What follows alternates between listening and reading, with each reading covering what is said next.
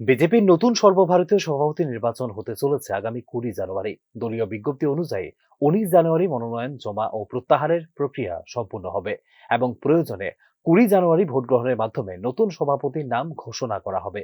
যদিও নির্বাচন প্রক্রিয়া আনুষ্ঠানিক, তবে রাজনৈতিক মহলে প্রায় নিশ্চিত বলেই ধরা হচ্ছে যে বিনা প্রতিদ্বন্দ্বিতায় এই গুরুত্বপূর্ণ পদে অধিষ্ঠিত হতে চলেছেন বর্তমান ভারপ্রাপ্ত সভাপতি নীতিন নবীন।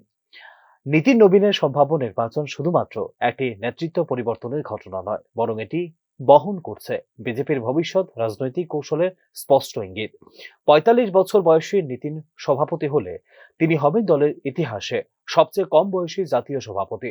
এতে বিজেপির নেতৃত্বে প্রজন্মগত পরিবর্তনের সূচনা ঘটবে বলে মনে করছে রাজনৈতিক বিশ্লেষকরা। 2020 সালে জেপি নাড্ডা জাতীয় সভাপতি হিসেবে দায়িত্ব গ্রহণ করেন এবং 2024 সালে তাঁর মেয়াদ শেষ হলেও কেন্দ্রীয় মন্ত্রিসভার গুরুত্বপূর্ণ দায়িত্ব, বিশেষত স্বাস্থ্য মন্ত্রণালয়ের দায়িত্বে থাকায় একাধিকবার বৃদ্ধি করা হয় তাঁর মেয়াদ। এই প্রেক্ষাপটে নীতিন নবীনের উত্থান দলীয় সংগঠনের নতুন ভারসাম্য তৈরি করবে বলেই ধারণা বিশ্লেষক মহলের। নীতিন নবীনকে ইতিমধ্যেই জাতীয় কার্যকরী সভাপতি হিসেবে দায়িত্ব দেওয়া হয়েছে, যা তাঁর উপর দলের শীর্ষ নেতৃত্বের অবস্থার প্রতিফলন। দলীয় সূত্র অনুযায়ী তার নেতৃত্বে সাংগঠনিক পুনর্গঠনের পথে হাঁটবে বিজেপি, যেখানে প্রায় 80% তরুণ নেতাকে গুরুত্বপূর্ণ দায়িত্ব দেওয়ার পরিকল্পনা রয়েছে দলের। সাধারণ সম্পাদক, সম্পাদক এবং ভবিষ্যতে মন্ত্রিত্বের ক্ষেত্রেও 50 বছরের নিচে নেতাদের দেওয়া হতে পারে অগ্রাধিকার। আগামী বছর 5টি রাজ্যে বিধানসভা নির্বাচন অনুষ্ঠিত হওয়ার কথা।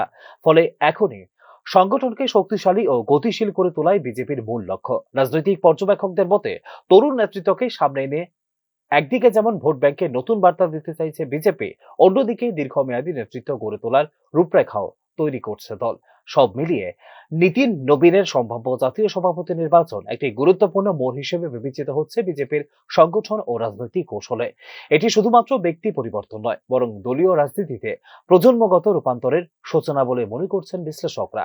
Bureau report, news now.